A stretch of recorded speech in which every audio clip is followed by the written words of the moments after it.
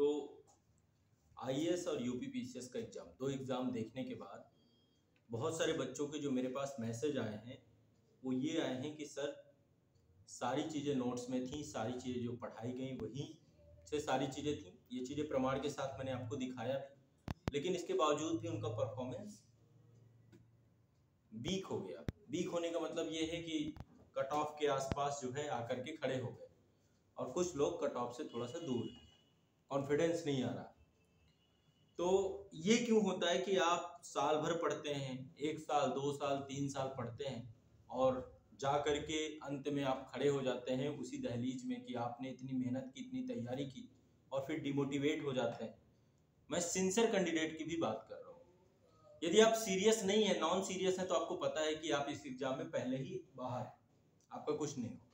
लेकिन आप सीरियस हैं, आप लगातार मेहनत कर रहे हैं, खूब पढ़ाई कर रहे हैं, और इसके बावजूद भी आप वहां जाकर के कैसे डिस्टर्ब हो जा रहे हैं, ये अपने आप में एक बहुत बड़ा इशू है, बहुत बड़ी समस्या है। तो कहीं ना कहीं पे हमें जो है इसको बहुत बारीकी से समझना पड़ेगा कि क्या दिक्कत है, कहाँ पे क्या प्रॉब्लम है, कहाँ पे क्या समस्या है। मैं बहुत आसानी से आपको कुछ समझाने का भी प्रयास करूंगा कि ताकि आप इजिली चीजों को कनेक्ट कर पाए। ठीक है, अभी से ये काम करना पड़ेगा, तब जाके आपको एग्जाम के महत्व को समझेंगे कि एग्जाम में किस तरीके से आपको परफॉर्म करना है ताकि आप वहां पे चयनित हो पाए। देखो, जितनी भी पढ़ाई है ये सारी रिजल्टेंट बेस होनी चाहिए। यदि ये रिजल्ट में कन्वर्ट नहीं कर पा रहे हो तो आपकी पढ़ाई एक समय बाद आप बहुत ज्यादा डिमोटिवेट हो जाओगे। ठीक है, आईएएस का एग्जाम इस साल का रहा हो, बहुत अनप्रेडिक्टेबल। ठीक है, प्रश्न पत्र मैंने आपको बताया था कि 50% प्रश्न आपको नहीं आएंगे, और हर प्रश्न में 50% सेक्शन आपको ऐसा लगेगा कि है ना, ब्लैक एरिया है, इसमें 2 कथन पता है, 2 कथन नहीं पता है, आपको आंसर वहां पे निकालना है। ठीक है, और आपने देखा हुआ सब कुछ है, ऐसा नहीं है। यदि आप सिंसियर हैं, आप पढ़ रहे हैं, तो करंट में भी घटनाएं सारी घट रही हैं, जनरल स्टडी के पेपर को भी आप पढ़ रहे हैं, सारी चीजें हो रही हैं। अब यहाँ पे 2-3 विषय मैं चाहता हूं कि यदि हम अभी से करना शुरू करें। सबसे पहली कमी बता रहा हूं, आप साल भर पढ़िए, 2 साल पढ़िए, 3 साल पढ़िए, लेकिन एग्जाम के पहले यदि आप डिस्टर्ब हो गए, डिस्टर्ब होने का मतलब है एक तो अनावश्यक तनाव होता है, वो भी डिस्टरबेंस का एक कारण है। वो तनाव को आपको एक्सेप्ट करना है कि आप इतना बड़ा एग्जाम देने जा रहे हैं, तो इतनी ज्यादा तैयारी करने के बाद भी आपको अंदर से थोड़ा सा महसूस होगा कि आप जो है कहीं ना कहीं पे तैयारी बेहतर करने के बावजूद भी आप, एक होता है ना कि हम बैकफुट में आके खड़े हो जाते हैं। ठीक है, कि ये क्या हो रहा है मेरे साथ, मुझे कुछ याद नहीं हो रहा है, मुझे सारी चीजें भूल रही हैं, मुझे ऐसा लग रहा है कि मैं एग्जाम पे जाके, तो एग्जाम का दबाव है, प्रेशर है, स्वाभाविक हो, सबके साथ चल रहा होगा, कोई आप अकेले नहीं है। जो एग्जाम दे रहे हैं, जिन्होंने जितनी ज्यादा मेहनत की होगी, देखो जो जितना ज्यादा अर्जित करता है, भारत में प्रतिदिन केसेस होते हैं बहुत सारी चीजों को लेकर के, है ना, आपको सूचना मिलती है।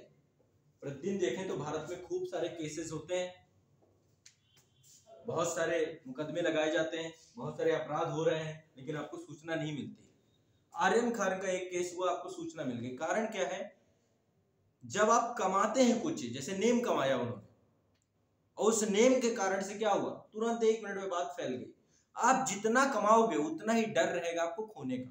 यदि आपने बहुत मेहनत की है, बहुत परिश्रम किया है, बहुत जबरदस्त तैयारी की है, तो एग्जाम से पहले सबसे ज्यादा डरने वाले व्यक्ति भी आप ही रहोगे, क्योंकि आपको लगेगा कि ये मेहनत मेरी अब काम आ जाए किसी तरीके से। जो जितना ज्यादा परिश्रम करता है नर्वस होता है, नो डाउट, ये बात तय है, इसका कोई अल्टरनेटिव नहीं है, तो इसको एक्सेप्ट कर लेना है कि स्वाभाविक है। ठीक है, पहली चीज। दूसरा, आज से एक चीज और आपको दिमाग में बैठा के चलना है कि जब आपका एग्जाम होगा 2022 में, 23 में, 24 में, जब भी आप दोगे, उस एग्जाम से पहले आपका स्वास्थ्य खराब हो सकता है, हो जाए, मे बी, ये हमारे हाथ में नहीं है, हो सकता है हम बीमार पड़ जाए, कुछ भी हो सकता है, ऋतु परिवर्तन चलता रहता है भारत में, या हो सकता है घर में कोई अप्रत्याशित आपके बीमार हो जाए, घर पे कोई ऐसी अनहोनी हो जाए जो नहीं होनी चाहिए, ऐसी घटनाएं भी होंगी, और जब ऐसी घटनाएं होंगी तो आपको तोड़ के रख देंगे।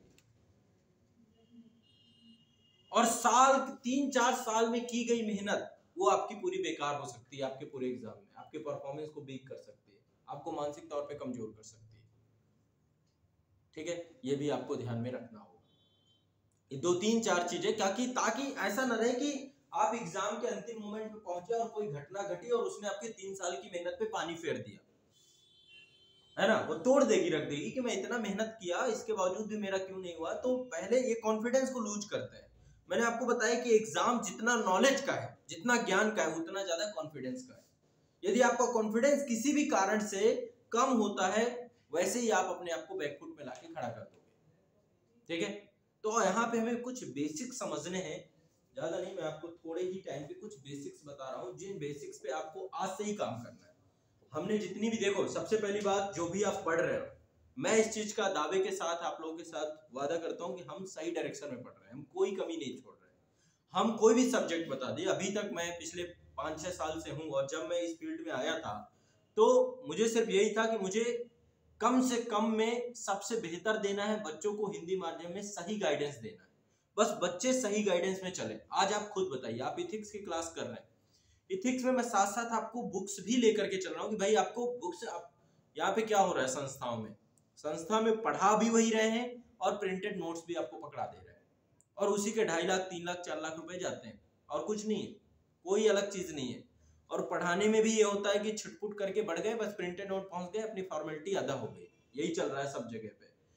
लेकिन आपको उससे होगा क्या? एडवांस बुक तब भी आपको पढ़नी है, जो राइटर हैं, जिन्होंने रिसर्च किया है, जिन्होंने वर्क किया है, ठीक है, उनकी एडवांस बुक पढ़े, आपका भला नहीं होगा। एनसीईआरटी सबसे जबरदस्त बुक है, एनसीईआरटी। तभी आपने यदि इथिक्स हमने पढ़ाई होगी तो मैंने आपको बोला होगा कि इथिक्स में 2 बुक साथ में लेना है, और साथ में आपको 111 से 12 लेक्चर भी जो आपके इंपॉर्टेंट होंगे, सारे टॉपिक वाइज कवर होंगे। मैं पॉलिटी पढ़ा रहा हूँ, लेकिन साथ में एनसीईआरटी और साथ में बुक को लेकर के सेल्फ स्टडी, ये आपकी मस्ट है। मतलब इसके बिना यदि आप कर रहे हैं तो मेरे ख्याल से अधूरा हो जाएगा। और जब हम दोनों चीजों का कॉम्बिनेशन कर लेंगे, क्लास में आपको चीजें आसान भाषा में समझ में आ रही हैं, और वही चीज आप बुक से पढ़ लेंगे, तो फिर आपका बचेगा क्या? कहां पे आप रह जा रहे हो, कहां पे आप लैग कर जा रहे हो? जब हम इस तरीके से पूरे सिलेबस को पढ़ लें कि 1-2 एडवांस बुक पढ़ लें, एनसीईआरटी अपनी पढ़ लें, और साथ में क्लास कर लें, तो फिर आपका रह क्या जाएगा? फिर आपका कहां पे गैप बच जाएगा? कुछ बचेगा नहीं। लेकिन एक सबसे बड़ी चीज जो है वो है रिवीजन। आप सब कुछ पढ़ लीजिए, रिवीजन ना करिए, कॉन्फिडेंस नहीं आएगा। इस एग्जाम के लिए, चाहे आईएएस का हो, चाहे पीसीएस का हो, पीसीएस में कोई भी पीसीएस हो आपका, चाहे यूपी का हो, बिहार का हो, मध्य प्रदेश का हो, झारखंड का हो, छत्तीसगढ़ का हो, उत्तराखंड का हो, राजस्थान का हो, कोई भी स्टेट पीसीएस हो, सभी स्टेट पीसीएस भी वही क्षमता रखते हैं जो यूपीएससी की क्षमता। यूपीएससी का स्तर थोड़ा सा ज्यादा है, लेकिन यहाँ पे भी कंपटीशन बहुत ज्यादा है। आप उत्तर प्रदेश के एग्जाम जो भी दीजिए, कंपटीशन बहुत ज्यादा है, बच्चे बिल्कुल रात दिन लगे हुए हैं। बिहार के एग्जाम में बच्चे रात दिन लगे हुए हैं।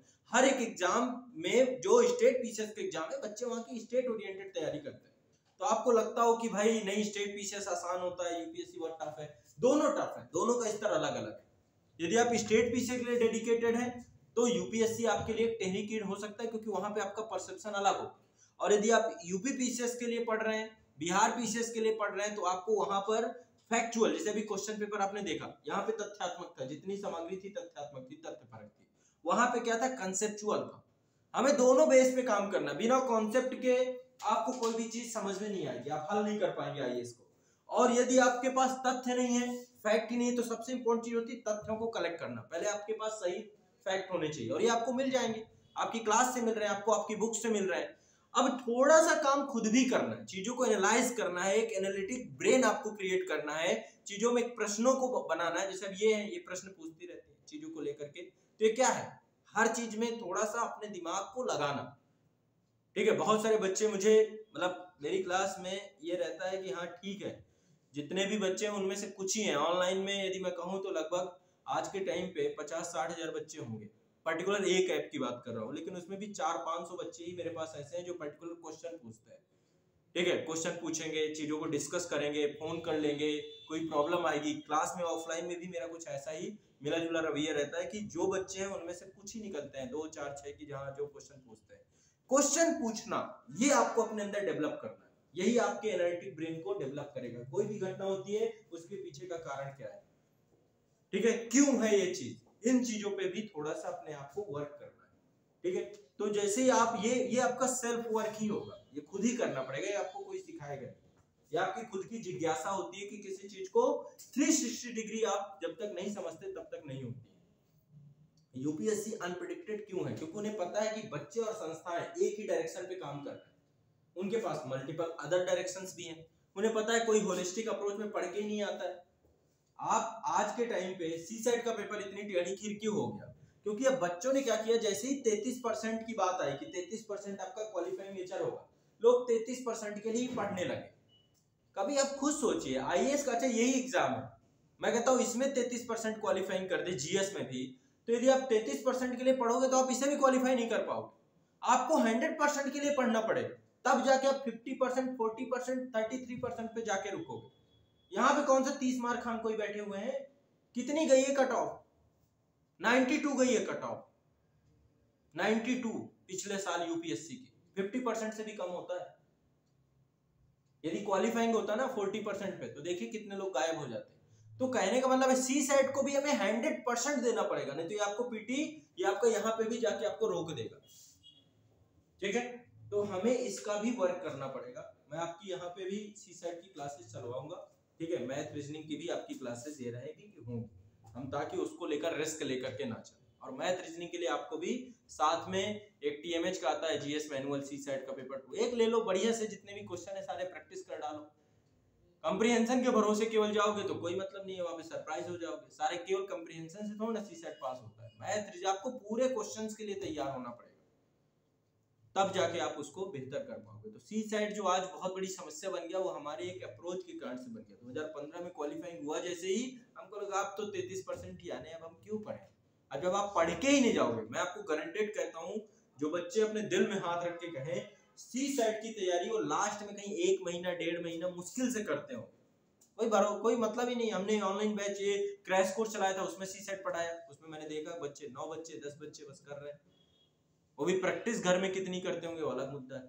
तो जब आप कुछ पढ़ोगे, आपको लगता है कि बस जाएंगे 33 सही हो जाएंगे, कर लो 33 सही हो जाएंगे आपके। तो इतना आसान नहीं होती है कोई भी चीजें। जिस चीज को कोई छोटी, वो है ना कि आप किसी भी चीज को कमजोर बनाओगे, वो फिर कल के दिन आपके लिए अटक जाएगी, वही आपके लिए सबसे बड़ा संकट क्रिएट हो जाएगी। तो सबसे पहली चीज पूरे सिलेबस को तैयार करना है, कुछ छोड़ना नहीं है। दूसरा रिवीजन। अब रिवीजन कब करें, रिवीजन डेली बेसिस पे करो। यदि आप 8 घंटे कम से कम पढ़ते हो, जैसे आप लोग क्लास में भी पढ़ते हो, जैसे मान लो जो बच्चे ऑनलाइन बैच में हैं या फिर आप लोग हो, तो आप लोग यहाँ क्लास में पढ़ रहे हो, तो यहाँ पे पर्याप्त समय आप दे रहे हो कि नहीं दे रहे हो, काफी समय यहाँ पे हो जाता है। कितना घंटे हो जा रहा है टोटल, काउंट करें आप यहाँ पे कितना समय व्यतीत करते हैं। पहले तो समय व्यतीत करना, आते कब हो, 9:30 आते हो, जाते कब है ना, कितने घंटे का टाइम हो गया ये, 6.5 घंटे यहाँ पे आप दे रहे हो। 6.5 घंटे में प्रोडक्टिविटी की बात करें, जो हमारा क्लास होता है, सारी चीज होती है, बीच में जो थोड़ा थोड़ा गैप है, तो हम तब भी 5 घंटे तो यहाँ दे रहे हैं, ठीक है, 3 क्लासेस आपकी हो रही है। 5 घंटे आप 5-5.5 घंटे में मान लेता हूँ कि आपका यहाँ पे प्रोडक्टिविटी है 5.5 घंटे, ठीक है। इसके बाद घर पे क्या हो रहा है आपके, कितना चल रहा है, यहाँ से जाने के बाद ये जो पढ़ रहे हो इसी का रिवीजन कर रहे हो, इसके अलावा तो और तो नहीं कुछ करते। एक करंट अफेयर्स की मैगजीन मैंने बता रखी है, बस इतना ही। कभी-कभी सीसेट बनाती हूँ और इसके बाद बुक्स कभी-कभी मतलब वही सप्ताह में 3 से 4 दिन, जब ज्यादा अगर रिवीजन करे ना। हाँ, सीसेट पे तो काम करना ही है। सीसेट हल्के मत लेना, मैं बता रहा हूँ बार बार, मैथ रीजनिंग को हल्के पे नहीं लेना है। मैथ रीजनिंग बेहतर करनी है, अपनी पढ़नी ही है, बिना पढ़े मैथ रीजनिंग पे काम। इंग्लिश पे काम कर रहे हैं, अच्छा ठीक है, इंग्लिश सीसेट सब पे प्रॉपर आपको वर्क करना है, जहाँ पे आपको कोई कम सीसेट में रीजनिंग ये सब सही है, बस वो सब नहीं बन पाता, जो कॉम्प्रिहेंशन ये सब। कॉम्प्रिहेंशन नहीं बन, कॉम्प्रिहेंशन की कुछ क्लासेस मैं खुद लूंगा, आप टेंशन ना लो। कॉम्प्रिहेंशन बहुत, कॉम्प्रिहेंशन है रीडिंग स्किल का सबसे इंपॉर्टेंट, जिसकी जितनी अच्छी रीडिंग स्किल है, रीडिंग स्किल के साथ साथ आपके पास अंडरस्टैंडिंग स्किल भी होनी चाहिए, आप चीजों को समझे भी।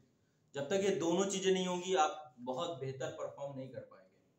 दोनों चीजें चाहिए कॉम्प्रिहेंशन के लिए, रीडिंग स्किल भी चाहिए और आपका अंडरस्टैंडिंग लेवल पे भी आपका बेहतर वर्क होना चाहिए। ये दोनों चीजों को लेकर के आप वर्क करोगे तो आपका बेहतर हो जाएगा, ठीक है, वो अलग चीज है। मेरा सिर्फ यहाँ पे एक संज्ञान ये है कि आप सोचें कि आज आप पहले पूरा सिलेबस कवर करें और इसके बाद जाके रिवीजन करेंगे, आप कभी भी पूरे सिलेबस को बहुत मजबूती से नहीं तैयार कर पाएंगे, ये हमारी सबसे बड़ी गलती होती है। तो सबसे पहली चीज क्या है कि हमें अपने रिवीजन स्लॉट को रेगुलरली साथ में लेके चलना पड़ेगा, मतलब कि रिवीजन आपका साथ में ही होना चाहिए। रिवीजन को आप यदि अलग से लेकर के चलेंगे तो कोई फायदा नहीं है। आपको रिवीजन साथ में लेकर चलना पड़ेगा। यदि आप 8 घंटे भी पढ़ रहे हो, बहुत होता है 8 घंटे रेगुलर यदि पढ़ रहे हो तो बहुत बड़ा काम है। सबसे पहली चीज रेगुलरिटी, एग्जाम हॉल तक चयन तक रेगुलर होना चाहिए आपको, चयन तक आपको रेगुलर रहना है। यदि देखो घुस गए हो अब इस फील्ड में, अब कोई चारा नहीं है। एक चीज और बता दे रहा हूं, इसके बाद आपका कोई चारा नहीं है। अब आप यदि आपने आईएएस चुन लिया है, अब आप सोच लें कि आप कुछ दूसरा भी कर लें। मान लीजिए आप सोच लीजिए कि आप दूसरा कुछ कर लें, बहुत सारी चीजें हैं करने के लिए, लेकिन ये सताएगा हमेशा आपको, ठीक है। इसकी टीस हमेशा आपको खनकती रहेगी जब जब मौका आएगा। कल एक स्टूडेंट थी, उन्होंने मुझे कॉल किया, एज उनकी 38 हो गई थी और वो अभी अपनी लाइफ में सेटल्ड है ना, वेल नोन एडवोकेट हैं और बहुत अच्छे मतलब कि तरीके से सेटल्ड है, सारी चीजें ठीक है। लेकिन कहीं ना कहीं पे अभी भी वो पिछले कई सालों से तैयारी कर रही है मेरे साथ जुड़ करके, बस उनके साथ ये कि थोड़ा रेगुलरिटी का इशू है। कल फोन उनका आया, अभी पीसीएस का एग्जाम दिया होगा कहीं ना कहीं पे, वही है। यदि आप रेगुलर नहीं रहोगे, आप चाहे जितना पढ़ लो, ये एग्जाम आपके लिए नहीं बना है। और दूसरा, इस एग्जाम की यदि तैयारी में आ गए हो तो अब रेगुलर रह के पढ़ना ही आपका एकमात्र आपका अल्टरनेटिव है। यदि आप सोचे, कई सारे बच्चों के साथ होता है कि घर पे आर्थिक तंगी या कुछ आ गई, आपको लगता है कि हम जॉब भी कर लें फिर हमारा हो जाए, तो भी आपको रेगुलर ही पढ़ना पड़ेगा। यदि आप सोचें कि जॉब के साथ आप कुछ मैनेज कर लेंगे, यदि रेगुलरिटी का कीड़ा नहीं है तो आप फिर नहीं कर पाओगे। ये पूरा खेल रेगुलर का है। सिविल सर्विसेज पास करना सबसे महत्वपूर्ण यदि कुछ है तो वो है रेगुलरिटी, ठीक है। अब रेगुलरिटी में दो चीजें होनी चाहिए। यदि 8 घंटे आप पढ़ते हो तो मैं आपके 8 घंटे को 2 भागों में बांटूंगा। पहला है आपका रिवीजन स्लॉट, एक तो रिवीजन स्लॉट होना ही चाहिए। जैसे मान लीजिए आज आपका पढ़ाई पे मन नहीं लग रहा है, ठीक है, आज आपको लग रहा है, कई बार होता है तैयारी के दौरान एक समस्या सबसे बड़ी आती है कि आपको पढ़ाई पे ही मन नहीं लगता, आपको लग जाता है कि पढ़ते पढ़ते बोर हो गए। कई बार ये लगता है कि यार कुछ फन करते हैं, एंजॉय करते हैं, थक जाते हैं। ये कंडीशन पे भी आपको इस स्लॉट को कभी भी किल नहीं करना, अपने खत्म नहीं करना है। रिवीजन का मतलब ये होता है कि अभी तक मैंने जो पढ़ा, अभी तक जो मैंने मेहनत की, वो मेरा पक्का है कि नहीं, वो मेरा रेडी है, कम से कम उस पर तो मुझे कॉन्फिडेंस है ना। ये सबसे बड़ी चीज होती है। और यदि ये चीज हम बना के रख पाए, मतलब ये स्लॉट कभी भी मिस नहीं होना चाहिए। आपका रेगुलर, सबसे रेगुलर स्लॉट आपका रिवीजन स्लॉट है, इससे रेगुलर कुछ नहीं। आप सबको आज नया ना पढ़ो, लेकिन रेगुलर रिवीजन ना छोड़ो। इस पे कोताही, इस पे यदि आपने कोताही की, यहीं पे आप बेकार हो जाएंगे। दूसरा, नया पढ़ना, जो सब्जेक्ट आपको ये है कि नहीं पता है या फिर आप पहली बार पढ़ रहे हैं, कोई बुक पहली बार पढ़ रहे हैं, तो यदि आप 8 घंटे पढ़ते हैं तो मैं एक रेशियो आपको दे रहा हूँ 5:3 का, मतलब 5 घंटे आपको यहाँ रखना है, 5 आवर्स आपको यहाँ पे रखना है और 3 आवर्स आपको अपने रिवीजन पे रखना है। 3 घंटे आपको अपने रिवीजन पे रखना है। जब आप कोई चीज को एक बार पढ़ते हैं, आपके दिमाग में एक फ्रेमवर्क बन जाता है। जब आप अगेन पढ़ते हैं, वही फ्रेम आपका और ज्यादा मजबूत हो जाता है।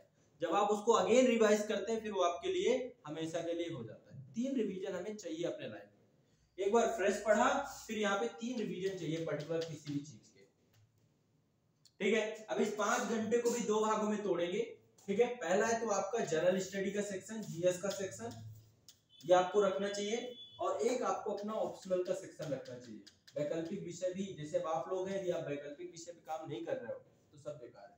क्या है वैकल्पिक विषय को लेकर के? और आपका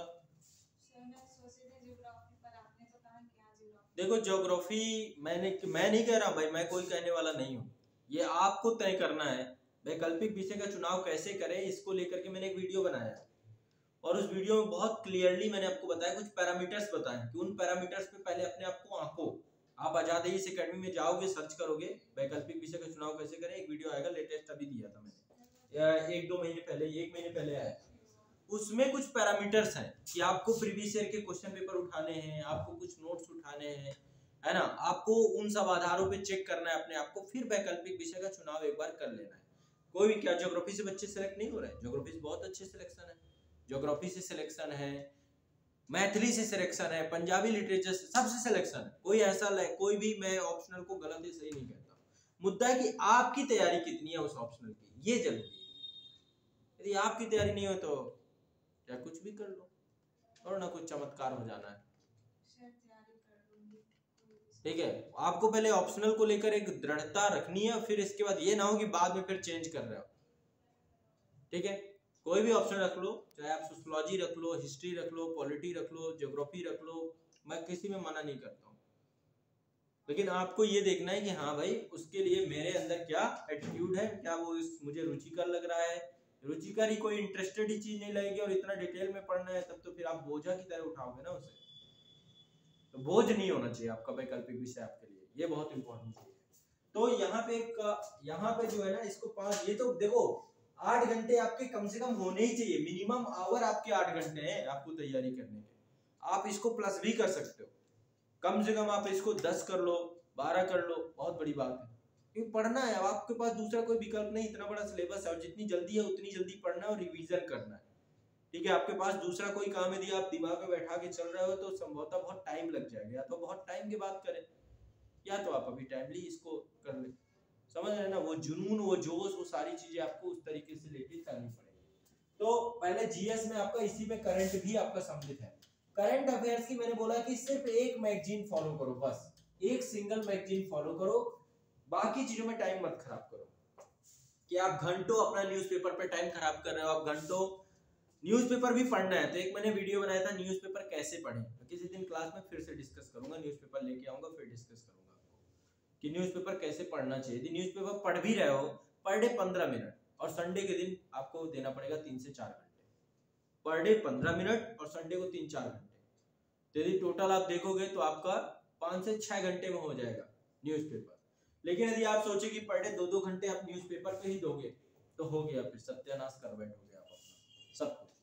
तो न्यूज़पेपर पढ़ने के लिए मैं एक साइंटिफिक तरीका फिर से अभी एक बार अगेन फिर अभी किसी दिन क्लास में डिस्कस कर लेंगे, ठीक है। लेकिन आपको करंट अफेयर्स की एक मैगजीन कोई भी लेके चलनी है। मैंने सिविल सर्विसेज क्रॉनिकल आपको बताई थी कि ये बेस्ट मैगजीन है, या फिर आप पढ़ लो करंट अफेयर्स टुडे आती है, दो में से कोई भी एक मैगजीन ले लो। या फिर आप यदि यूपी पीसीएस की तैयारी कर रहे हो तो घटना चक्र की मैगजीन आती है मंथली, वो भी ठीक ठाक है। और भी बहुत सारी मैगजीन्स है, मैगजीन्स की कमी नहीं है, बहुत सारे लोग सब निकाल रहे हैं। तो एक मंथली मैगजीन आपकी होनी ही चाहिए, बिना इसके काम नहीं चल पाएगा, ताकि आप अवेयर रहें। और मंथली मैगजीन से सबसे बड़ा बेहतर ये रहता है कि जो एक रिसर्च टीम है वो काम कर रही है आपके लिए डेडिकेटेड, उसको, या फिर एक वेबसाइट है इनसाइट की, इनसाइट ऑफ इंडिया, कभी भी आप जाइए, डेली का आता है करंट, जबरदस्त करंट।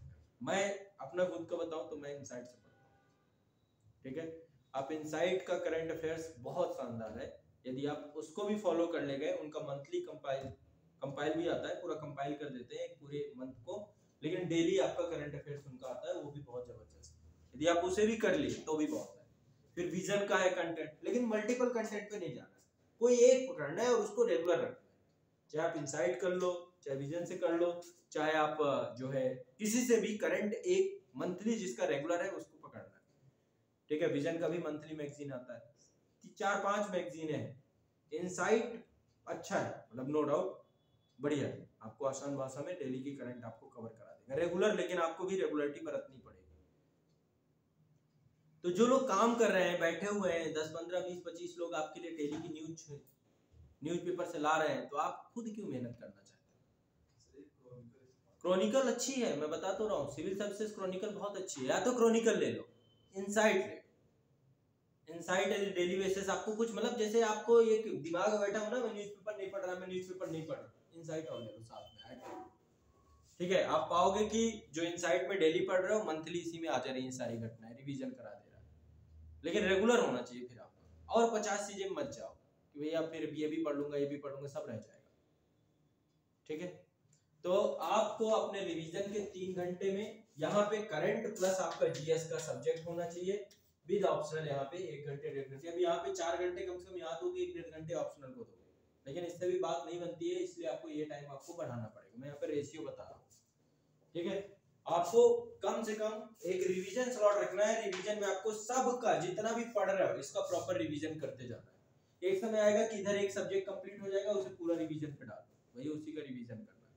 रिवीजन साथ साथ चलना चाहिए। बच्चे सबसे बड़ा क्या करते हैं, रिवीजन स्लॉट को खा जाते हैं, इस स्लॉट का कोई लेना देना ही नहीं रखता, उनको लगता है साल के लास्ट में फिर रिवीजन करेंगे। रिवीजन सतत चलने वाली प्रक्रिया है, जब तक रिवाइज नहीं करोगे। मैथ का सबसे बड़ा रूल क्या है, प्रैक्टिस, रिवीजन, और क्या होता है, कोई भी बड़े बड़े जितने भी चीजें हैं उसमें प्रैक्टिस और रिवीजन नहीं हुआ आपको भूल जाएगा, चाहे जितने बड़े मैथमेटिशियन हो आप।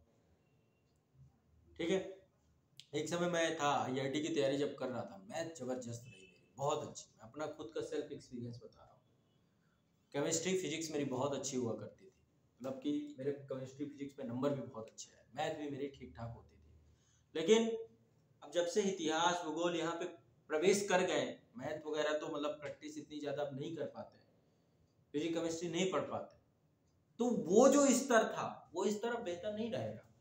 चीज़ें रिवीजन की, मैं भारतीय राज्य व्यवस्था, हाँ मेरा बहुत जबरदस्त रिवीजन रहता है, रेगुलर कम से कम मैं इसको करता रहता हूँ। एक रिवीजन स्लॉट बना हुआ है, वहाँ पे कोई ना कोई सब्जेक्ट चलता रहता है। जनरल स्टडी मेरा अच्छा है, बहुत अच्छा है। आज तभी आप देखते हैं हर एक सब्जेक्ट का मैं करता हूँ। लास्ट टाइम पे मैं आके करंट भी खड़ा हो जाता हूँ आप लोगों के साथ, और उसी का परिणाम होता है कि यदि यूपी पीसीएस का पेपर है तो 140 प्लस क्वेश्चन मेरे कंटेंट से निकले। तो ये सब कब होगा, जब आप भी मतलब अपने आप को कम से कम रिवीजन स्लॉट को दिया आप गैप ना, जिस दिन भी पढ़ाई का भी मन नहीं हो रहा है, कम से कम आप ये सोच ले कि चलो मैं नया नहीं पढ़ूंगा बट रिवीजन कर लूंगा। रिवीजन करके छोड़ते हैं आज के दिन। और जब आप पढ़ रहे होते हैं, एक चीज समझिए, गैप चाहिए होता है ब्रेन को तो ये चीज पहले से एक्सेप्ट करो, या तो सरप्राइज गैप करोगे, सरप्राइज गैप में आपका ब्रेन डिस्टर्ब हो जाएगा। सरप्राइज गैप मत करो। सरप्राइज गैप आपकी कमजोरी को दिखाते हैं कि आप बहुत, सरप्राइज गैप नहीं होने चाहिए, प्लान्ड गैप होने चाहिए, प्लानिंग के साथ। जैसे संडे है, संडे आप प्लान कर लो, 1-2 घंटे पढ़ना है बस, फिर पूरे दिन अपने सोना है, घूमने जाना है, कुछ खाना है, अच्छा मूवी देखने जाना है, जो आपकी मर्जी। संडे वैसे रख लो, लेकिन प्लान्ड होना चाहिए। यदि आप सोचें कि संडे आपने प्लानिंग कर ली 12 घंटे पढ़ना है और उस दिन बस गैप मार गए या किसी बीच में गैप मार गए, वो आपको नुकसान देगा, आपके कॉन्फिडेंस को लूज कर देगा। तो प्लानिंग के साथ चीजें होनी चाहिए। विदाउट प्लानिंग यदि आप करोगे तो फिर आप रह जाओ। समझ रहे हो? तो जो बेसिक प्रॉब्लम है, प्रॉब्लम ये है कि एग्जाम के टाइम पे जब आप पहुंचते हो, वहां पे आपको प्रिपेयर रहना है कि कुछ भी गड़बड़ होती है तो ये पीछे की जो मेहनत आपकी की हुई है। सबसे पहला आपका गोल है IAS और PCS बनना, आपका गोल नहीं है। आपका गोल है इसका पाठ्यक्रम कंप्लीट करना, ये वो क्लियर होना चाहिए आपके ब्रेन में। जब ये क्लियरिटी होगी तो ढिंढोरा पीटना बंद कर दोगे। सबसे पहले तो मैं IAS की तैयारी कर रहा हूँ, मैं PCS की तैयारी कर रहा हूँ। यदि आपको बहुत सुकून में जीना है आगे का टाइम, तो ढिंढोरा खत्म करो। आप किसी को बोल दो कि मैं बस क्लर्क की तैयारी कर रहा हूँ, ग्रुप डी की तैयारी कर रहा हूँ, ये बोल दो। यदि आपको बोलना ही है कि आप तैयारी कर रहे हो, नहीं तो बोल दो बस ऐसे पढ़ रहा हूँ, ऐसे टाइम पास कर रहा हूँ। किसी को बोल दोगे IAS की तैयारी कर रहा हूँ और किसी को बोल दोगे टाइम पास कर रहा हूँ, थोड़ा ना आपका तैयारी खत्म हो जाएगा और थोड़ा ना आपकी तैयारी बढ़ जाएगी कि IAS की तैयारी किसी से बता देने से आपकी तैयारी यहाँ पे बूस्ट हो जाएगी। वो आके भी पढ़ने लग जाएगा आपके साथ, कह रहे नहीं ऐसे कैसे अकेले कर रहा हूँ, हम भी आपकी मेहनत मदद कर, कोई करेगा तो है नहीं। तो बेहतर क्या है? बेहतर ये है कि आप किसी को बताओ ही ना, चर्चा ही मत करो, किसी से डिस्कस ही नहीं करना। कोई नहीं, कुछ नहीं मिलेगा, वो खा जाएंगे आपको। समझ रहे मेरी बात को? समझ आ रही नहीं आ रही मेरी बात? हाँ आ रही? मैं क्या कह रहा हूँ? आपने पीट तो दिया होगा ढिंढोरा। हाँ नहीं बताना, कोई नहीं है आपके लिए। आपको लगता होगी कि कोई है जो आपके बारे में सोचता है, कोई है जो आपका शुभ चिंतक है, कोई शुभ चिंतक नहीं है आपका। अपने आप को बचा के रखना है इससे, ठीक है? और अपना एंगेजमेंट उन सभी चीजों में नहीं करना है जिन चीजों से आपकी एनर्जी लॉस होती है।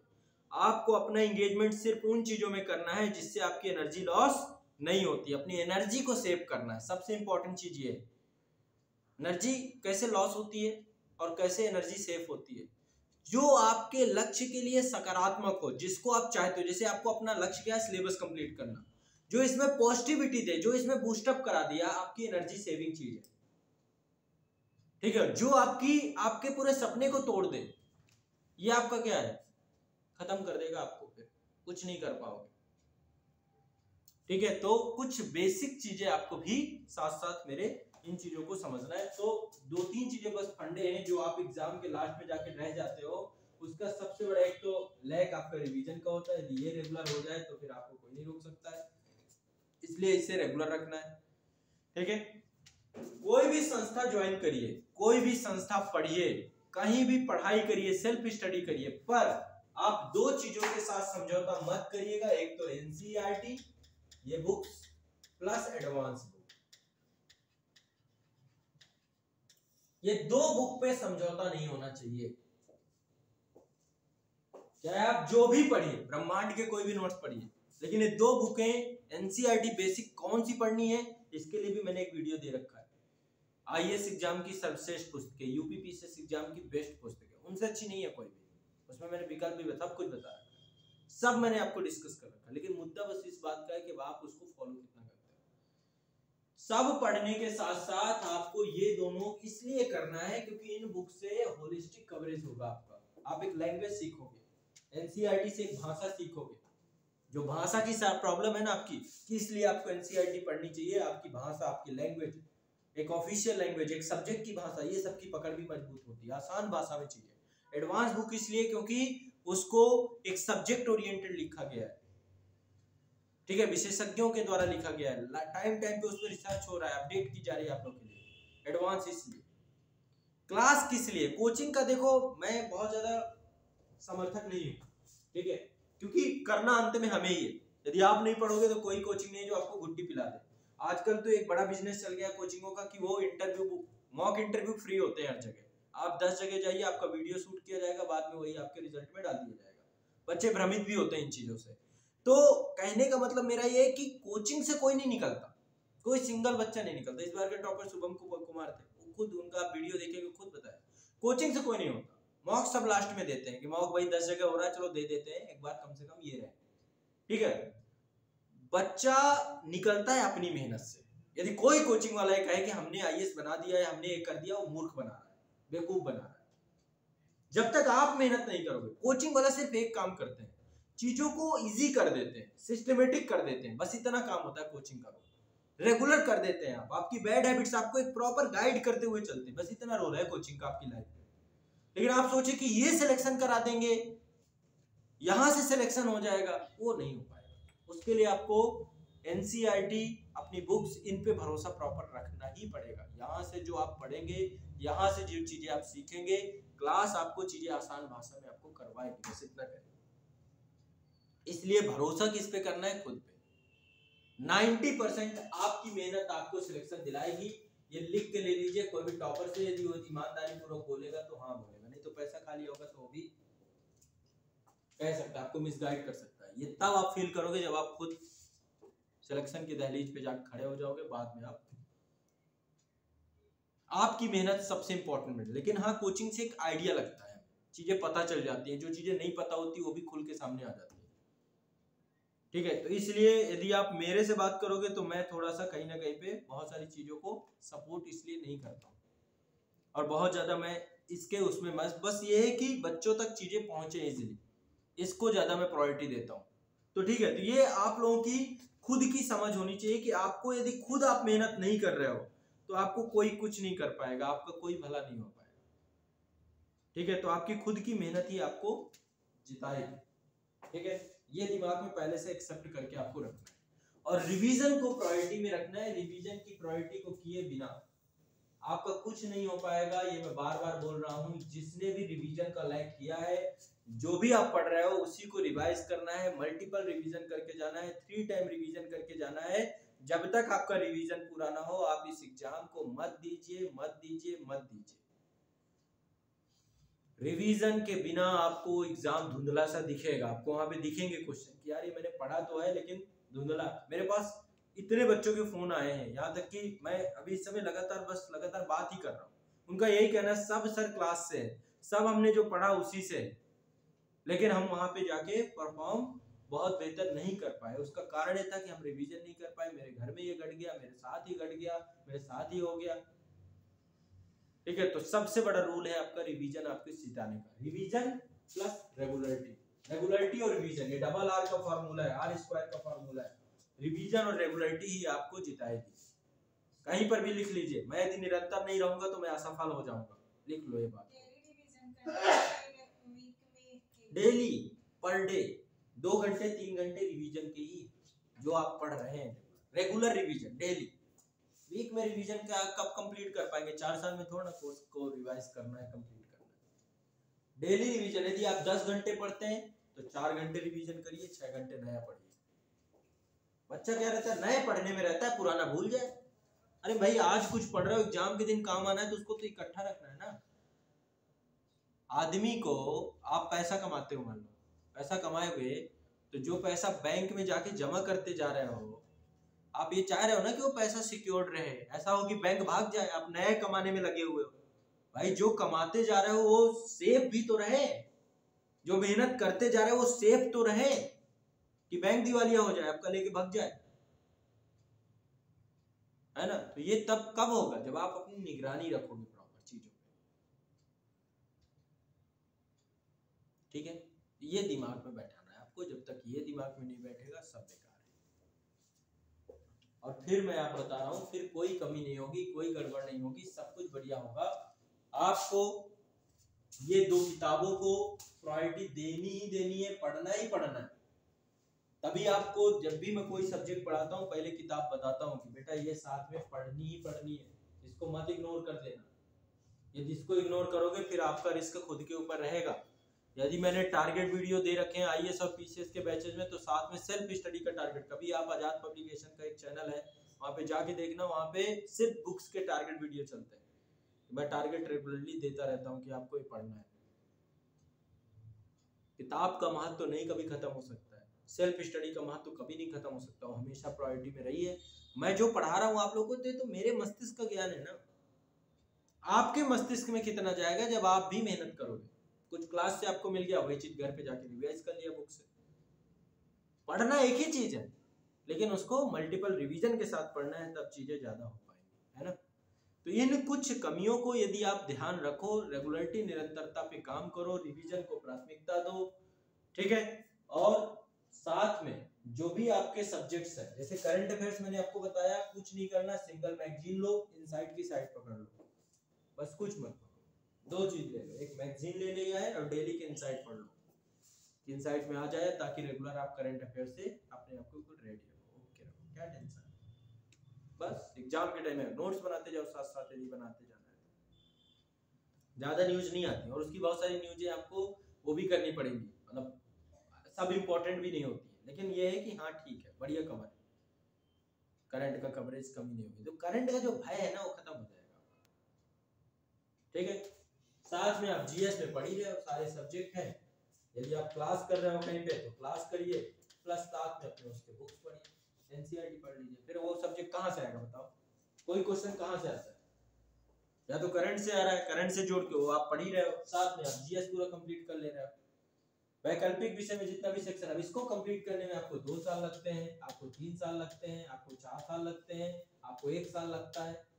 ये आपकी मेहनत है, आपकी रेगुलरिटी, आपकी निरंतरता है, और इसी को रिवाइज भी साथ साथ करते चलोगे। एग्जाम कितना करके टॉप होना है, 50%।